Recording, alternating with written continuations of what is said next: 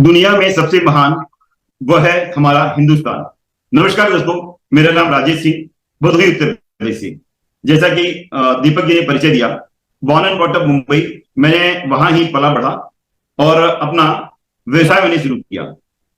MCL जब मेरे पास आया तो मैंने पहले दिन से निर्णय ले लिया कि ये साधारण व्यक्ति को असाधारण बनने का एक प्लेटफॉर्म है। मैंने उसी दिन तय किया कि इसको मैं आगे बढ़ूंगा।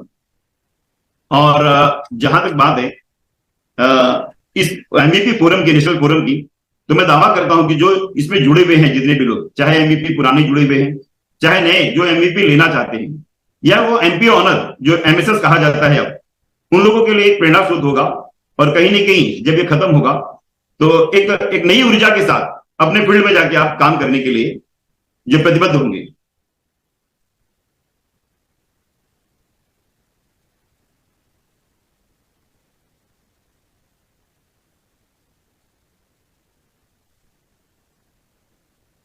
आज हम भारत देश की बात करेंगे। आज भारत देश की गाथा की अगर मैं बात करूं तो मुझे गर्व होता है कि आज भारत देश हमेशा से, सदियों से महान और समृद्ध और आर्थिक संपन्न रहा है। आज पूरे विश्व गुरु पहले भारत कहा जाता था। उसका कारण था कि वह हर क्षेत्र में अग्रणी था, जैसे शिक्षा, आयुर्वेद, आधुनिक विज्ञान, खगोल शास्त्र, सभ्यता या हमारी संस्कृति की बात करें तो हमेशा से वो अग्रणी रहा और हमेशा से आगे रहा। आज ये सबसे बड़ा कारण है कि हमारा जो बोलते हैं ना, भारत देश गांव में बसता है और गांव के लोग हमारे ये जो है ना अग्रणी थे और भारत देश को उस व्यापार के क्षेत्र में जो पूरे विश्व के पटल पे था उसको आगे ले जाने का काम करते थे। आज ये एमवीपी फोरम उसी के लिए है कि अगर ये एमवीपी जो हर ग्राम पंचायत की जिम्मेदारी संभालेगा और भारत को फिर से उसी रास्ते पे लेके जाएगा। अगर हम बात करें अपने देश की, तो जब सभ्यता की बात करते हैं कि दुनिया की जब सभ्यता उत्पन्न हुई तो 90% टाइम जो है ना विश्व पटल पे भारत विश्व गुरु रहा और आर्थिक संपन्न रहा। और यहाँ की जो इकोनॉमी थी, जो आर्थिक संपन्नता थी, वो पूरे विश्व में नंबर 1 पे थी। और ये जो हम जीडीपी की बात करते हैं, लगभग पूरे विश्व का 25 से 30% जो है ना पूरी दुनिया की इकोनॉमी भारतवर्ष में थी। और हम बात करें 400 साल मुगल की और ये 200 से 300 साल जो ब्रिटिश राज की, तो इन लोगों ने यहाँ बहुत सी लूटा खसुटा, हमारे जो धन, वैभव, समृद्धि जितने भी हमारे सब थे उन्होंने लूट लिया। और लूटने के कारण आज की तारीख में हमारी जो इकोनॉमी है जो 25 से 30% थी, मात्र 3.23% ही रह गई। और ये कारण हुआ यहाँ की समृद्धि और जो है ना चीज को लूट के लेके गए। लेकिन यहाँ की रिसोर्सेज है वो कभी नहीं लूटा उन्होंने, और यहाँ रिसोर्सेज आज भी उपलब्ध हैं। आज अगर मैं बात करूं ये भारत देश की समृद्धि का कारण क्या है, उसका एकमात्र कारण है कि हम खेती जो करते थे, वो खेती जो है कृषि आधारित जो खेती होती थी, जो व्यापार में जो है ना अपना बड़ा ही योगदान देता था। यही कारण था भारत हमेशा से जो विश्व गुरु रहा, समृद्ध, महान और आर्थिक संपन्न था। आज हम बात करें, जैसे मैंने कहा कि भारत गांव में बसता है और ये गांव जो थे हमारे ये ग्रोथ इंजन थे, ये जो है ना हमारे भारत को अग्रणी बनाने में अहम भूमिका निभाती थी। और ये अहम भूमिका निभाने के लिए हमारे जो आधुनिक विज्ञान की मैं बात कर रहा था, तो आधुनिक विज्ञान जो है ना, हम खेती के लिए जो आधुनिक औजार भी इस्तेमाल करते थे, पूरे विश्व में हम अग्रणी थे इस चीज को लेके। और हमारे पास हर तरह के आधुनिक औजारों के माध्यम से हम खेती बेहतर करते थे और इसीलिए भारत में कहीं ना कहीं हम जो अग्रणी थे। और भारत देश, हमारे वहां हर चीजें होती थी, हर चीजें उत्पन्न होती थी और हर चीजों का हम निर्यात करते थे। आपने कभी ये नहीं पढ़ा होगा कि भारत जो है ना इस देश में क्या, उस देश में क्या, सभी लोग भारत में आने के लिए तरसते थे। हम हर देशों से व्यापार करते थे और हर वो अपनी चीजें उनको देते थे और उनसे एक्सचेंज के तौर पे हम जो सोना लेते थे। इसीलिए भारत को सोने की चिड़िया भी कहा जाता है। आज हमारे देश में जितने भी संपन्न समृद्ध लोग हैं या जो थे, उनके वहां सोना बहुतायत रूप में पाया जाता था। आज पद्मनाभन मंदिर की अगर बात करें, केवल 2 कपाट वहां खुले हैं, बहुत बड़ा सोना का वहां जो है ना हमें मिला। लेकिन ध्यान रखिए, एक कपाट अभी तक नहीं खुला है। कहते हैं वहां बहुत ज्यादा सोना है कि एक समृद्ध देश जो हो सकता है, उतना ज्यादा सोना जो हमारे मंदिरों के अंदर जो है ना हमेशा से रहा है। और ये सोने की चिड़िया इसलिए कहा जाता था क्योंकि हमारे ग्रोथ इंजन कौन थे? वो गांव, वो खेती, वो एग्रीकल्चर सेक्टर था। और यही है हमारे एनसीएल का जो है ना विजन, मिशन। हम चाहते हैं कि जो है ना फिर से हमारा देश, हमारा गांव, हमारा वो ग्राम पंचायत सुजलम सुफलम जो है राष्ट्र फिर से बने। हम देखते हैं कि हम हैं कौन। हमारा एनसीएल मतलब मीरा क्लिनिकल्स लिमिटेड, ये पूरा नाम है। और इसके लिए जो हमारे फाउंडर हैं वो है डॉक्टर श्याम खुल्लर, पहले एडवाइजर थे। अब हमें गर्व है कि अब उन्होंने जो है ना इस एनसीएल की, मीरा क्लिनिकल्स लिमिटेड की कमान उन्होंने संभाल ली है। उनके मन में एक विचारधारा आई और इस विचारधारा को उन्होंने पूरे भारतवर्ष में फैलाया। एमसीएल की विचारधारा को उन्होंने जन जन तक पहुंचाने के लिए बहुत ही अग्रणी रहे और बहुत उन्होंने काम किया।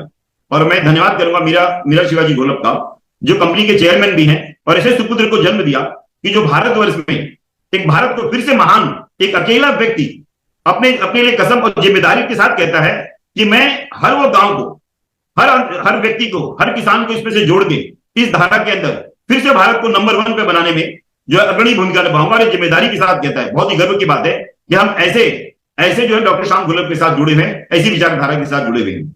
आज उन्हीं के बचपन के देश डॉक्टर लविश यादव, जो इस कंपनी का डायरेक्टर है और हमारे हमेशा प्रेरणा सूत्र रहे हैं, हमेशा हमें नई नई सीख देते हैं और हमें जो है आगे बढ़ाने के लिए मदद करते हैं।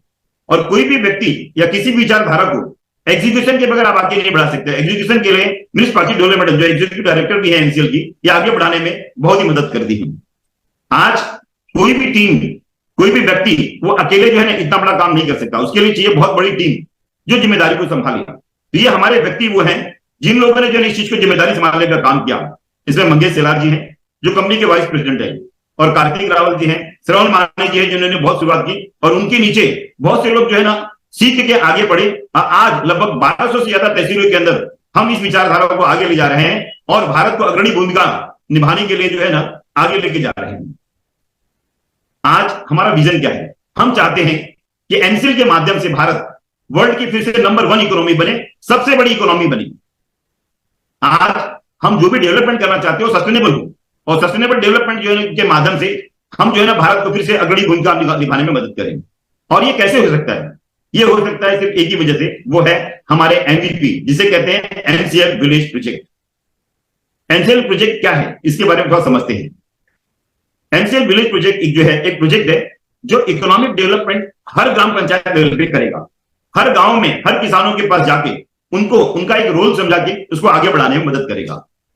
विजन जो है एमवीपी का है कि हम चाहते हैं कि हमारे वहां जो उत्पाद हैं, जैसे मैंने कहा कि यहाँ के रिसोर्सेज आज भी उपलब्ध हैं, और ये रिसोर्सों को इस्तेमाल करके कहीं ना कहीं हम फिर से जो अधिकतम जो 25 से 30% जो है ना एक्सपोर्ट करने की स्थिति में पहले थे, तो फिर से हम उसी दिशा में बढ़ के हम आगे बढ़ सकते हैं कि वर्ल्ड की इकोनॉमी फिर से हम जो है ना आगे ला सकते हैं।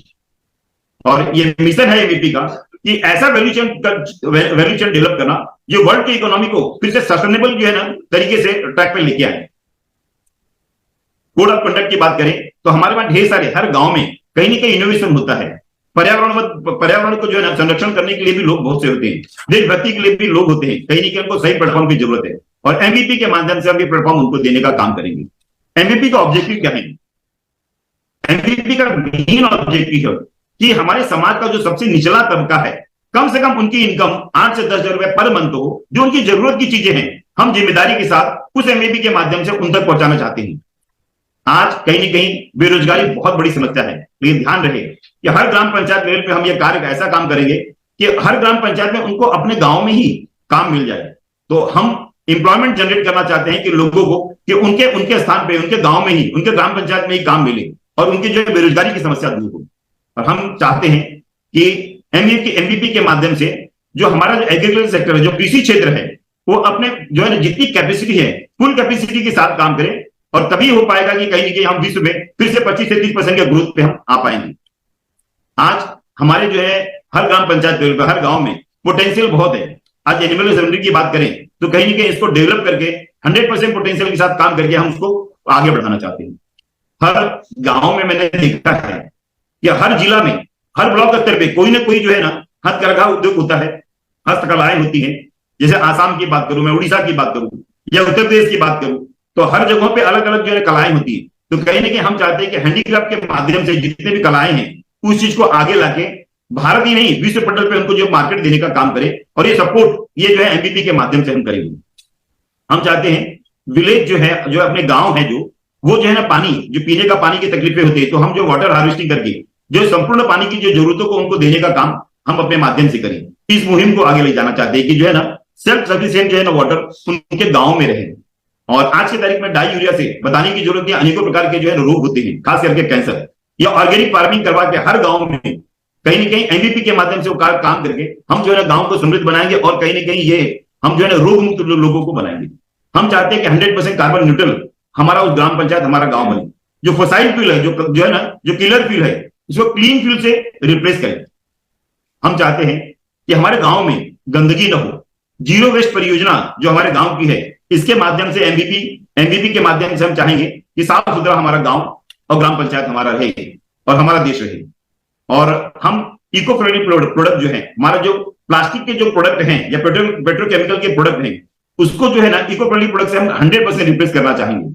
और आज के तारीख में ये सब कलाएं कहीं न कहीं विलुप्त हो रही हैं, तो सही जरूरत है कि उनको सपोर्ट की जरूरत है और उनको मार्केट की जरूरत है, और ये देने का काम हम करेंगे।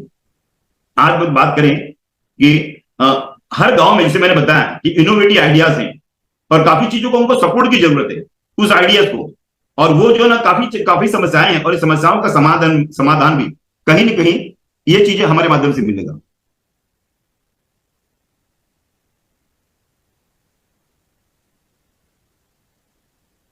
आज जो भी डेवलपमेंट सपोर्ट चाहिए तो कहीं ना कहीं वो देने का काम हम करेंगे। आज हम बात करें जो स्वच्छता की, तो स्वच्छता के दौरान जो है हमें जो भी चीजों की जरूरत है, जितने भी सैनिटाइजेशन की जरूरत है, तो हम वो हर गांव में, हर जगह पे हम ये उपलब्ध कराएंगे इसे।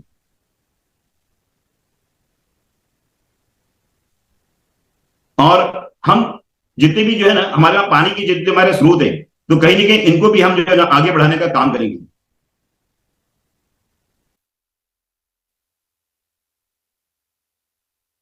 और इस पानी को जो है ना हम संरक्षण करेंगे, क्योंकि पानी दूषित हर जगहों पे है। तो उस दूषित पानी को रोकने के लिए कहीं ना कहीं हम और हमारी टीम, एमडीपी की टीम जाएगी और उनको जो है संरक्षण का काम भी करेगी। हम चाहेंगे हमारे वन जो कि इकोसिस्टम को जो बैलेंस करते हैं, तो कहीं ना कहीं इसके संरक्षण की भी जरूरत है। तो हम चाहेंगे कि जो है ना ये सब चीजें भी संभालने का काम एनडीपी के माध्यम से, उस गांव के माध्यम से, उन लोगों के माध्यम से जो है ना ये इकोसिस्टम को बैलेंस करने का काम करेंगे।